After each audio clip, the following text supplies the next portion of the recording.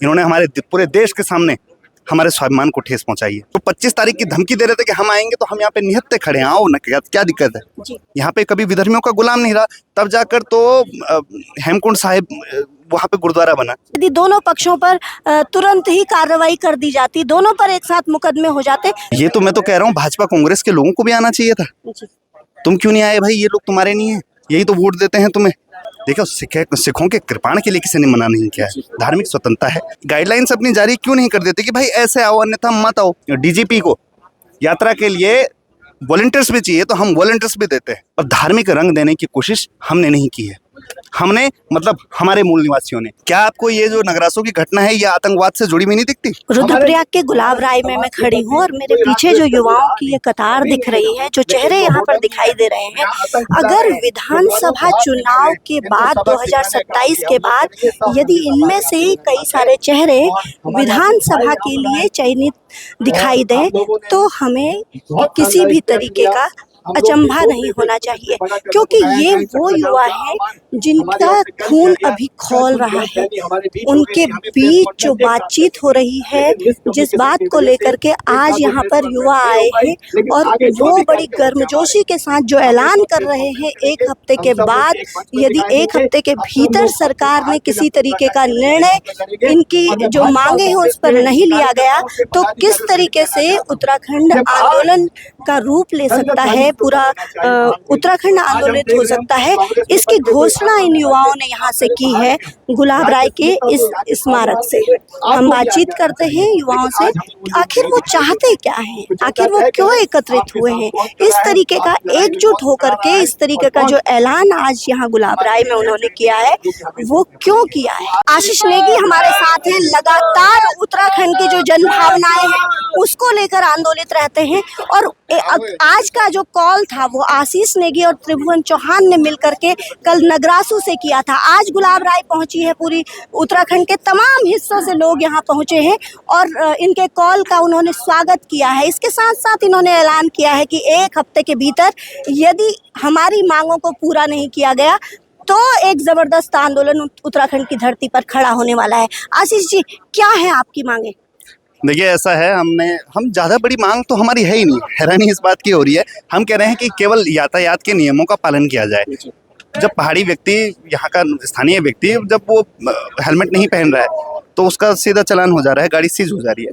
पर जब ये 3-3 बैठ के आ रहे हैं, फिर उसके बाद हथियारबंद लोग आ रहे हैं, फिर फटे साइलेंसर, बिना नंबर प्लेट, तो कहाँ कानून व्यवस्था है? ऐसे लोग तो देश के लिए भी खतरा है, थ्रेट है। आप ये समझिए ना कि जो लोग इस तरह से आ रहे हैं जिनकी आप आइडेंटिटी नहीं कर पा रहे हैं। हमारी सीमाएं चाइना और नेपाल से लगी हुई हैं, कितना सेंसिटिव जोन हमारा उत्तराखंड है। उत्तराखंड में यातायात की नियमावली की हम मांग कर रहे हैं कि भाई सबको एक जैसा हो। दूसरा, जिस तरह से हिमाचल ने कड़ा फैसला लिया कि ये पिस्टल, ये धारदार हथियार बड़े, देखो सिखों के कृपाण के लिए किसी ने मना नहीं किया है, धार्मिक स्वतंत्रता है, बिल्कुल आ सकते हैं। पर ये जो बड़ी बड़ी तलवारें, भाले और दहशत उससे फैलाया जा रहा है। अब तो देख भी लिया किस तरह से कब्जे हो रहे हैं, किस तरह से वो बच्चा जो है उसको घायल किया गया है। तो ये सबको देखते हुए हम कह रहे हैं ये सब चीज़ें बंद करिए, क्योंकि इसके बाद कांवड़ यात्रा आनी है। कांवड़ यात्रा में भी इसी तरह से परेशानी होनी है, फिर वो हुड़दंगी, फिर नशे करते हुए लोग। तो मैं यही कह रहा हूँ कि एक बार हम एक नियमावली सबके लिए क्यों नहीं बना देते, गाइडलाइंस अपनी जारी क्यों नहीं कर देते कि भाई ऐसे आओ अन्यथा मत आओ। जी, वो भी यात्रा से पहले। फिर उसके बाद सरकार आंकड़े दिखाती है कि इस साल फला जगह में 10 लाख लोगों ने दर्शन किए, तो 10 लाख में से तो 5 लाख तो हथियारबंद थे। जिस राज्य में 5 लाख हथियारबंद लोग आएंगे, उस राज्य का माहौल कैसा रहेगा?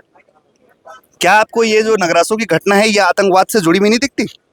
यही अगर किसी बस में हाईजैक कर दिया जाता हथियार के दम पर, तो क्या ये आतंकवाद की श्रेणी में नहीं आता? क्या ये अगर प्लेन में होती है घटना, तो आतंकवाद नहीं कहलाता?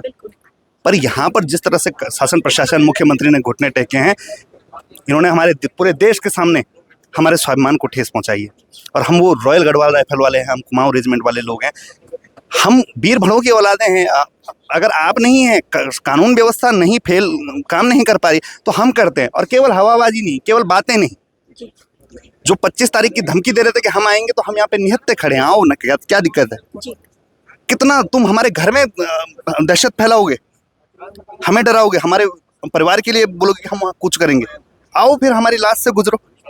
क्योंकि अगर कानून व्यवस्था नहीं आएगी, नेता बीच में नहीं आएगा, शासन प्रशासन नहीं आएगा, तो समाज की जो फ्रंट लाइन होती है, जो सामाजिक संगठन होते हैं, जो राजनीतिक संगठन होते हैं, वो आगे आते हैं और वो आगे आने के लिए तैयार हैं। यातायात को सुचारू रूप से बनाए रखने के लिए, नियमावली का पालन करने के लिए, यदि डीजीपी को यात्रा के लिए वॉलंटियर्स भी चाहिए तो हम वॉलंटियर्स भी देते हैं। हम सेवा देने के लिए तैयार हैं सभी लोग। पर हमें वो दहशतगर्द, वो अपमान सड़क पर जो ये हो रहा है, ये बहुत पानी जो है सर से ऊपर जा रहा है। आशीष भाई, क्या लगता है आपको कि कहानी कहाँ बिगड़ी? जब कर्णप्रयाग की जो घटना हुई है, उस दिन यदि दो पक्षों को लड़ते हुए देखा गया था, यदि दोनों पक्षों पर तुरंत ही कार्रवाई कर दी जाती, दोनों पर एक साथ मुकदमे हो जाते, तो क्या इन स्थितियों से बचा जा सकता था जो आज स्थितियां पैदा हुई है? देखिए, मैं आपको ये कहता हूँ, कर्णप्रयाग की घटना में पहले पार्किंग को लेकर विवाद हुआ था, जिसमें स्थानीय लोगों की जानकारी के अनुसार पहले बच्चे के ऊपर 2 थप्पड़ मारे गए थे। उसका विरोध करने जब हमारे लोग पहुंचे, वहां पे और लोग पहुंचे, तो जब विरोध हुआ तो फिर उसमें धक्का मुक्की हुई कि तुमने क्यों, अन्यथा मैटर ही क्या था, आप बताओ, वो क्यों रुके थे वहां पर? पार्किंग, वो तो जहाँ पे झगड़ा हो रहा था वो तो पार्किंग की जगह नहीं थी। उससे पूर्व में ये घटना हो चुकी थी। वहां पे हर किसी के बच्चे को तुम उसी के सामने मारोगे तो उसका रोष आएगा। कोई उसके परिवार के होंगे, कोई सगे संबंधी, कोई जानकार होंगे, तो रोष जैसे निकला तो वो तो निहत्था लड़ रहा था, उसके ऊपर तलवार से मारने की क्या जरूरत थी? मतलब हथियार रख लिए हैं तो आप मजबूत हैं, जो निहत्था है वो कमजोर है। और जब ये घटना होती है, फिर उसके बाद जो लोगों का रोष निकला, मैं ये कह रहा हूँ, मुकदमे अगर होने ही थे तो स्थानीय जो अगल बगल जनपद है उनको क्यों नहीं देंगे जांच के लिए? भाई, इतना समय भी क्यों लग रहा है? इतना बड़ा हथियार किसी बच्चे पे मार दिया जाता है तो वो धाराएं, वो नहीं दिख रहा है किसी लोगों को। ये लग रहा है हमारी पूरे सिख समाज की बेइज्जती होगी अगर वो वहां पे पिट गए, और वो पूरे पहाड़ी समाज की बेइज्जती होगी। भाई, वो 2 लोगों का वहां पर निजी मैटर था। क्या इसलिए थप्पड़ मारा गया कि वो पहाड़ी व्यक्ति है, या इसलिए उसके खिलाफ मुकदमे किए या रोष किया गया कि वो सरदार है? ऐसा तो कुछ भी नहीं था।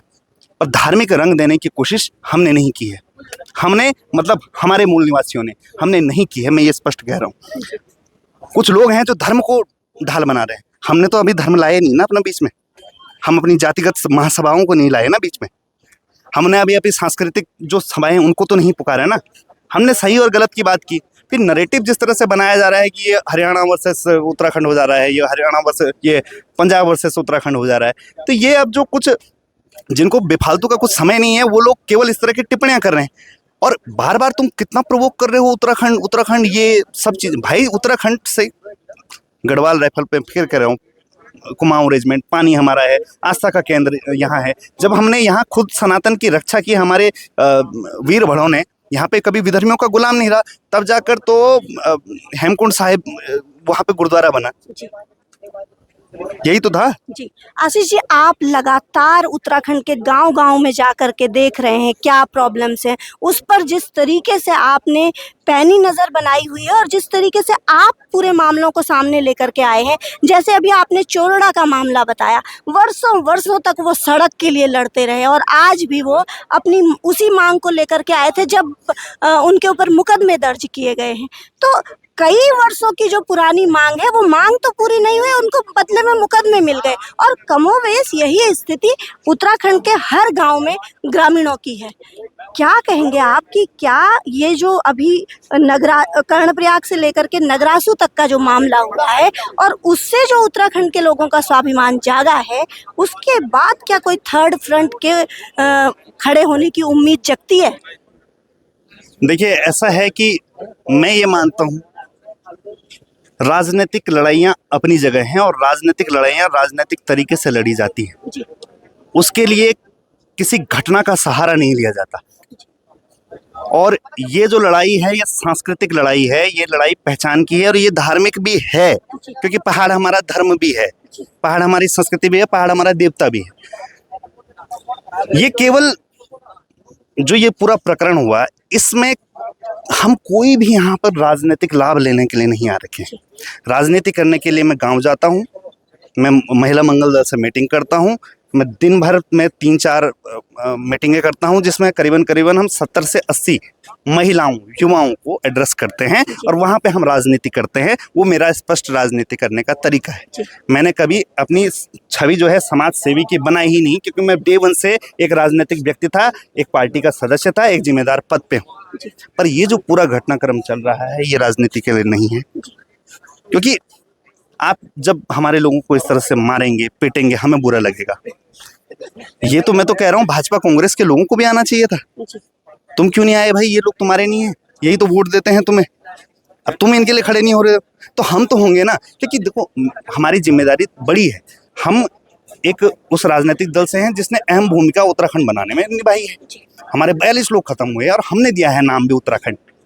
अब हम भी अगर पीछे हट जाएं, मुझे ऐसा लगता है अगर हम लोग कॉल नहीं करते तो कोई दूसरा भी कॉल नहीं करता, फिर ये जो माहौल था इसी तरह बनता रहता। पर आज जिस तरह से हमने स्पष्ट चेता दिया है और जिस तरह से ऋषिकेश से लेकर और पूरे यात्रा मार्ग पे लोग इकट्ठे हो रहे हैं, सरकार को समझ लेना चाहिए कि उत्तराखंड बंद करने में समय नहीं लगेगा। ज्यादा बड़ी मांग नहीं है, अधिकार मांग रहे हैं, सुरक्षा आपसे मांग रहे हैं, न्याय व्यवस्था बनाने की बात कर रहे हैं। और जो बेइज्जती जो अपमान आपने किया है वो नहीं चलेगा, वो नहीं चलेगा। उसका तो आपको कुछ करना पड़ेगा, क्योंकि बहुत तरह तरह की बयानबाजी आ रही है और खून बहुत खौल रहा है। सच बात में ये बोलूं, बहुत खून खौल रहा है। जब हद से पार होगी तब ये बात आई कि आओ तुम ही आ जाओ, फिर निहत्ते आते हैं। तो एक सप्ताह का जो अल्टीमेटम मिला है, क्या लगता है आपको? एक सप्ताह के भीतर यदि मांगे मान ली जाती हैं तो ठीक है, लेकिन यदि मांगे नहीं मानी जाती हैं तो उत्तराखंड का परिदृश्य आपको किस तरीके का दिखाई दे रहा है?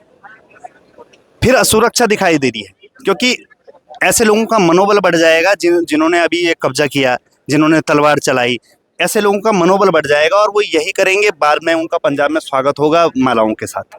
फिर कांवड़ वाले आएंगे, यहाँ पे बदतमीजी करेंगे, मारपीट करेंगे, फिर उनका वहाँ पे स्वागत होगा और हमारा आदमी पिटता रहेगा। फिर जैसे अंकिता हत्याकांड हुआ, जैसे और घटना, क्योंकि आज तो मारपीट पे, अभी बहन बेटियों पे बात आएगी, अगला क्या स्टेप बनता है? ये वो भी करेंगे, उस तरफ भी जाएंगे, उस दिशा में भी जाएंगे। जब ये इतना गिर सकते हैं तो और गिरेंगे, ये और गिरेंगे। ये देखेंगे कब तक ये गिर सकते हैं और कितने दब सकते हैं। तो हमने इसीलिए प्रतिकार कर दिया है कि हम दबेंगे नहीं। उत्तराखंड बंद करने का जो ऐलान है वो पूरे सैनिक संगठन से हम बात करेंगे, पूरे राजनीतिक संगठनों से बात करेंगे, पूरे व्यापार संघ, जितने छात्र संगठन हैं, सबसे बात की जाएगी भाई कि ये उत्तराखंड बचाना है। तुमने, हम वोट नहीं मांग रहे तुमसे, हम नहीं कह रहे हमारे सदस्यता लो, बस इस राज्य को बचाने के लिए, इसको सुचारू व्यवस्था बनाने के लिए आप लोग एकजुट होइए और इसे सरकार को बताइए कि हम लोग खड़े हैं और हम खड़े हैं तो हमारा कुछ एग्जिस्टेंस है, हमारा कुछ वजूद है, हमारा परिवार रह रहा है और हमारी कुछ मांगे हैं। और अगर हमने कुछ मांगे रखी हैं तो आपको संवेदनशील होना पड़ेगा, अन्यथा आपको क्या लगता है चीजें बिगड़ेंगी, फिर इसी तरह घटनाक्रम होंगे और एक जो बोलते हैं ना, छोटी घटना एक बड़ा रूप लेती है। फिर एक बड़ा रूप ये जब लेंगी तो उस दिन सरकार पछताएगी कि ये क्या हो गया, ये इतना उन्माद कैसे बढ़ गया। छोटी गलतियों को जब अनदेखा किया जाता है, और ये तो छोटी गलती थी भी नहीं, ये तो पूरा, मैं तो आतंकवाद कहूंगा इसको, आतंकित किया गया है। इसको आप नजरअंदाज कर देते हो तो सोचो, क्या यहाँ पे स्थानीय जो लोग हैं, वो परिवार हैं, ये सुरक्षित हैं? हम छोड़ो, यहाँ स्थानीय छोड़ो, पुलिस वालों से लड़ने के लिए आ जा रहे हैं। पिछले समय किसी निहंग ने जो है एक पुलिस वाले पे तलवार मार दी थी। आप ये बताइए ना, पुलिस वाले ही सुरक्षित नहीं है। ऐसे में डीजीपी जो है वो इस तरह की बयानबाजी, अरे आपने कब हमारे लिए कब बात करोगे? हम उत्तराखंड के मूल निवासी हैं, हम तुमसे अधिकार मांग रहे हैं, हम तुमसे न्याय व्यवस्था मांग रहे हैं, हमारे लिए कब बोलोगे? और हमसे इतनी नफरत क्यों है तुम लोगों को? हमें तो यही समझ नहीं आ पा रहा है। ये जो घोषणा यहाँ से हुई, ये कार्यक्रम नहीं था, भाषणबाजी का मंच नहीं था। ये जो लोग इकट्ठे हुए हैं समाज को एक दिशा देने का काम के लिए, और जो हमारे परिवार जो हैं वो सुरक्षित करने के लिए ये इकट्ठा हुए हैं। और एक निष्कर्ष हमने निकाला है, इस निष्कर्ष पे हम अमल रहेंगे। जिस तरह से हमने बोला था कि मैं अकेले रहूँगा, निहत्ता खड़ा रहूँगा, लाखों की संख्या में आना, हम अडिग हैं अपनी बात पर, ठीक उसी तरह से धन्यवाद। तो ये आशीष नेगी ने हमारे साथ बातचीत की। युवा नेता हैं, उत्तराखंड के जन जन के दिलों में बसने वाले व्यक्तियों में से एक हैं। उनका कहना है कि केवल और केवल जो कानून व्यवस्था है उसको सुचारू करने की बात को लेकर के यहाँ पर एकजुट हुए हैं। और जो सब कुछ हुआ है नगरासू के भीतर, नगरासू में कुछ अराजक तत्व आ गए थे और उनको बहुत ही सम्मान के साथ उत्तराखंड से विदा किया गया और इतने ही सम्मान के साथ पंजाब में उनको हाथों हाथ लिया गया। तो दो राज्यों में किस तरीके की व्यवस्था चल रही है कानून की, इसकी तरफ इशारा करते हुए यहाँ से एक बड़ा संदेश देने की कोशिश की है युवाओं ने एकजुट होकर के, और ये बताने का प्रयास किया है कि यदि उत्तराखंड के लोगों के स्वाभिमान को ठेस पहुंचाई जाएगी तो वो भी एकजुट होना जानते हैं। वीडियो जर्नलिस्ट ऋषभ बिस्ट के साथ गंगा स्नोड़ा, रीजनल रिपोर्टर।